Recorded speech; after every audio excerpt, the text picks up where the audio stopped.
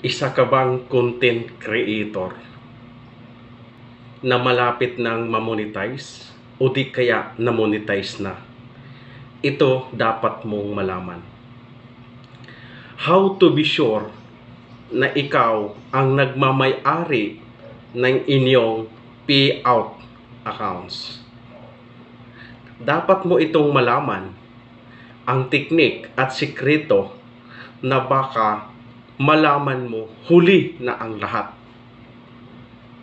Papaano mo malaman na ikaw ang nagmamay-ari ng iyong payout accounts? Kasi sa payout accounts, doon po yan ilalagay ang lahat ninyong kikitain pag kayo po ay at tayo po ay mag-success. To be sure, panoorin mo ang bidyong ito para malaman mo ang sikreto.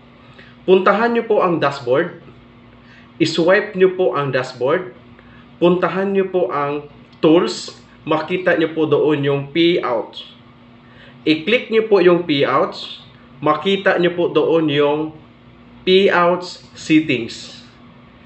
Click nyo po ang payout settings, iswipe pababa, dapat ikaw ang nakalagay sa account payout admin.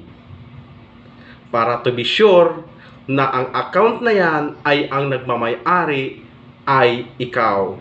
Baka mahuli na ang lahat, malalaman mo na ikaw pala ay hindi nagmamay-ari, sayang ang iyong pinagpaguran. Dapat ikaw ang admin ng inyong payouts.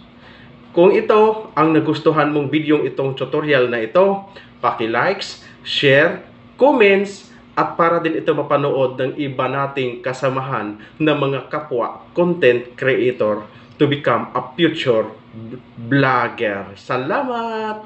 Thank you!